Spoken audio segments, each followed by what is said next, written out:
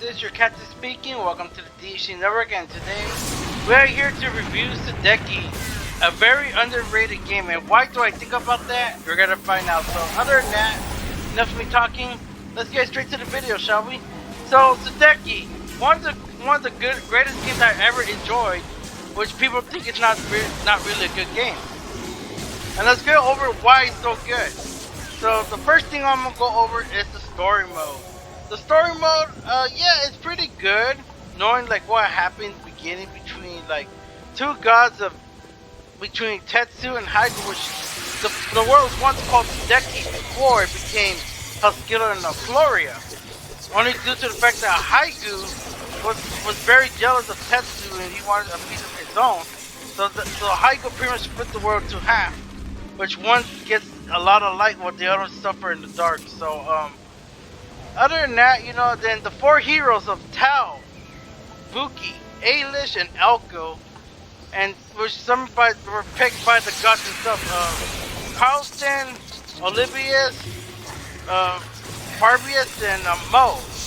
Which it gets more interesting, you know, like this game, you know, like it tells you like other parts of the levels and showing you what the better story. And plus, not only you play those four, you get to play the other three characters of Kazel, Alexi, and Nico. Unfortunately, you can't play as Kafu, which is a bit disappointing.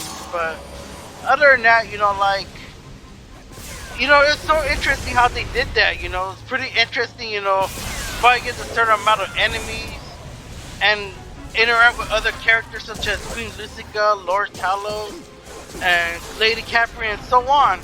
But you know, the story's interesting, you know, but you know, it's good, but it's not really that good. You know, they could have done more with it and explain more. But other than that, that's all I can say about the story mode. But on the next part, the gameplay. Don't know why this game kind of reminds me of Marvel Ultimate Alliance, but a bit different because you only control four heroes, and you know, there's a bit of customization, but a bit of unlocks. So like you can either go for melee fighting or go for first person shooting. You know, it's pretty fun, but you know, it depends on your preference, you know. But you know, I like both ways, you know. And plus, like I said about a bit of customization, you could upgrade their armor, you know, from regeneration to immune to effects or like other type of runes that could help. Not only you can upgrade your armor, you can also upgrade your weapons from your staff to swords to claws and to handguns.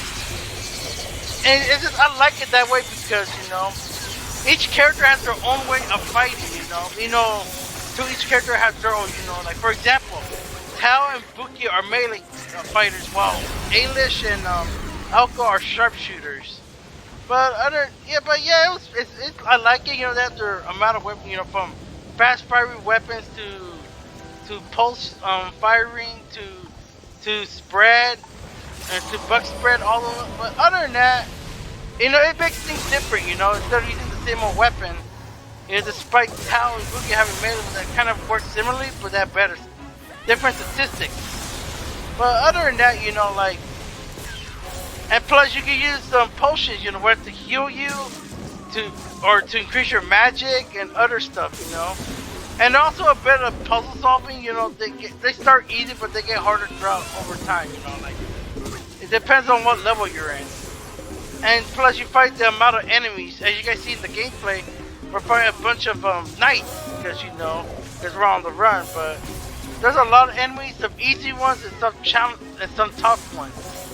You know, that's what makes the game interesting, because you don't have to fight the same amount of enemies again. But the only annoying part about the enemies, basically when you enter a big field, you always engage to a fight. Sometimes you get lucky of not fighting, but it's what it is, you know, because, you know, the game desires to engage you to fight, you know. You can practice on your combat skills and whatsoever and learn how to defeat enemies quicker and better.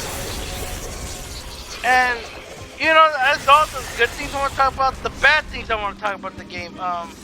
Number one, there are lack of checkpoints. The only thing that's considered checkpoints is the save points. You know, the ones that are marked by a book. But but pretty much, you know, once you die, you pretty much have to load your game. They should have added a checkpoint system, you know. Especially when I'm playing the remaster, they should have done that, but, you know, they keep the way it is for the challenge of it, you know. And the second thing I didn't like is the dialogue. It seems like the actors and actresses in this game, they have no like, what's it called, like, more motivation or more praise to it, you know, like, like acting with meaning, you know, like, they didn't do it, kind of like, it feels bland, but they did that. I won't even talk about the acting and all that, but other than that, you know, like, the dialogue is fine, just the acting is not that good, to be honest. And plus, and lastly, you know, like, they could have done better, but it's still good, you know. But maybe perhaps, you know, like, add more, like, more stuff into it, you know. And plus, you know, we got our main quest and our side quests. Some are absolutely easy, some are a bit difficult, but, you know, regardless, you still can complete them all. It's not really that hard. But, you know, like, this game, you know, it's pretty good.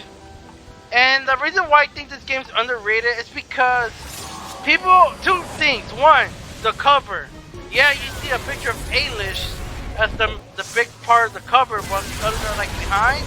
So either some people might consider this a girl's game, or they probably think it's not that good.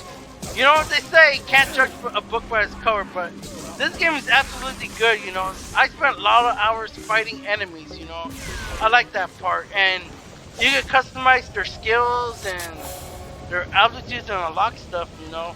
However, turns out the max level you go all the way to is 30, as some characters have absolutely level 99, which is kind of ridiculous. But I guess it's just unrealistic. But other than that, you know, the better your characters, the better you dominate in the battlefield.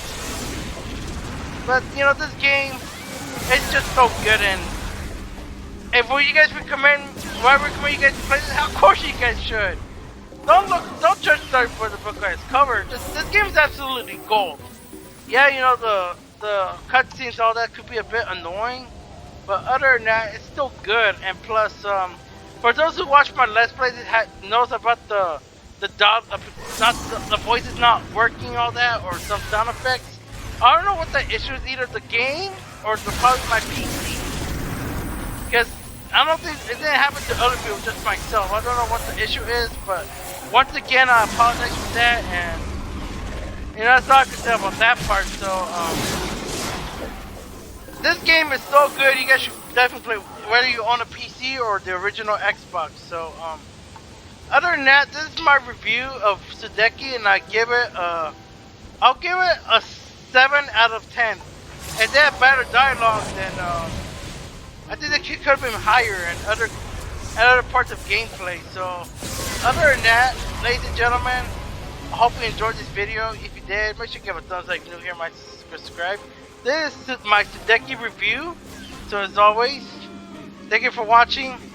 I'll see you guys next time, and welcome to the DHC Network. This is your captain speaking, signing out.